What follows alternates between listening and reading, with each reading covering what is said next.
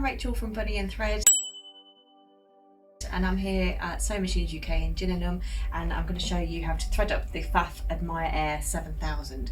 So it's a brand new overlocker and cover stitch combined machine. It's really fancy. It's got this lovely purple cover to it here, which is lovely, and a nice wide table as well.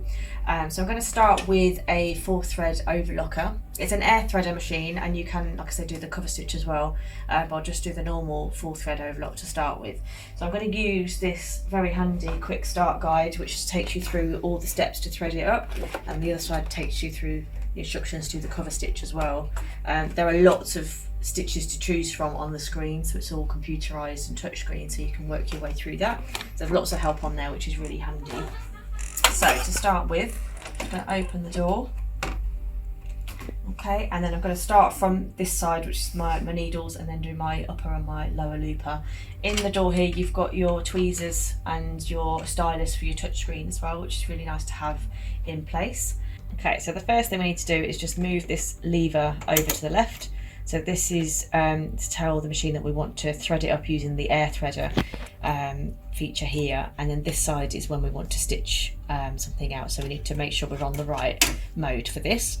And then to make sure the air threader tubes are connected, we just turn the wheel on the side until you hear a click.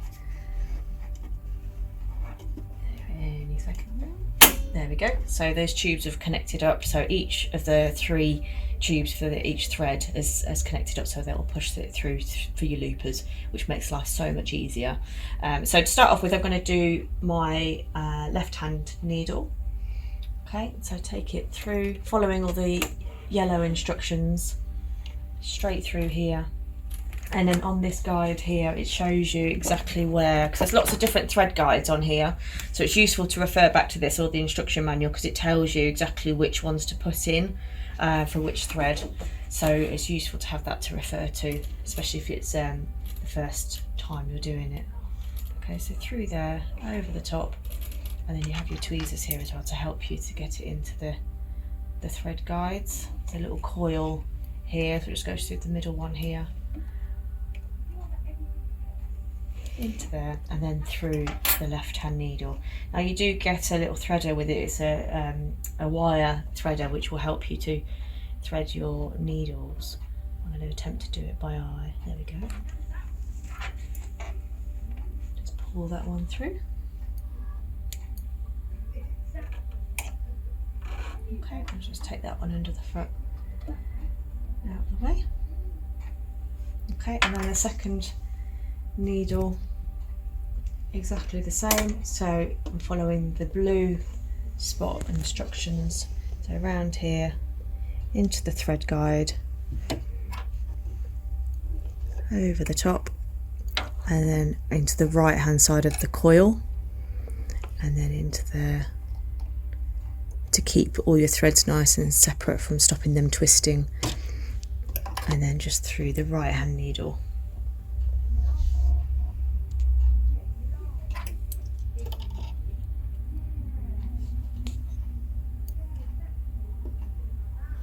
Okay, then just take it underneath the foot and out the way. Okay, so next I'm going to do my 2 loopers, so the 2 air threader tubes here. So this one is my upper looper, following the red instructions. So I'm going to do here through the tension, all the way down through the thread guide inside here as well.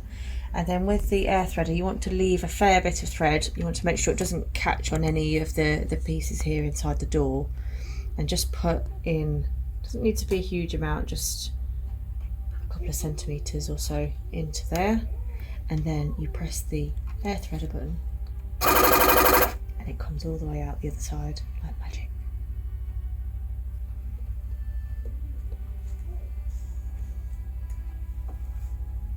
Okay, and then the next one, so the upper looper, we're following the green instructions.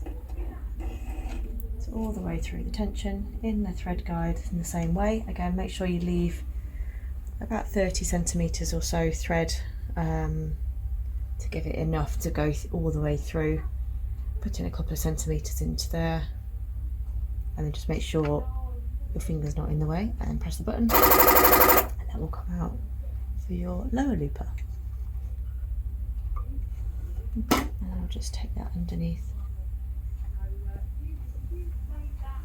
So all the threads are at the back together.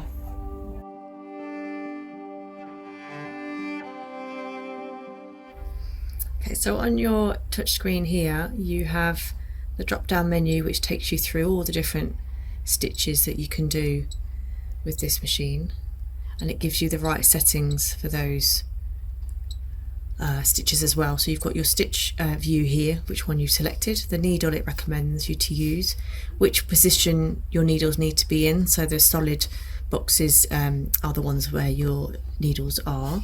So you've got 5 areas where you could have needles on this machine. Your stitch width, 6.5. You have your machine speed, so 5 is the maximum speed you can go. Obviously you have a foot pedal as well, so you can control the speed a bit yourself too, but the maximum speed will be set on here. You have your differential feed, so for different sorts of fabric, different stretch of fabric, you can adjust the differential feed there. And then you also have your stitch length as well, so you can shorten or increase the stitch length here.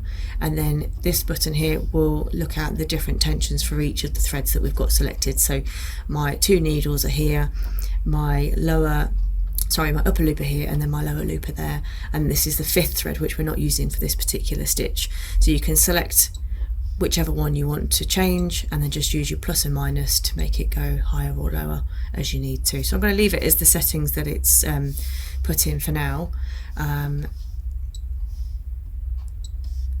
Okay.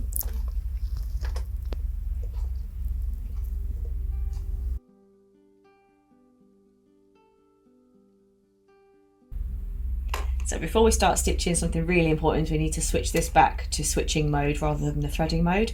And this bit here will actually make sure you can't stop, you can't close the door without moving that back, which is quite handy.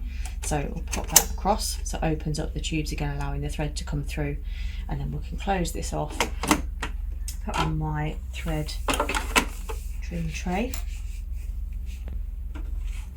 Okay, my foot lever is on the side here. You've actually got a double lift as well, which is really nice. And just lower that down here. And then on this side there is a foot pressure adjustment as well, which is quite handy too for different thicknesses of fabric.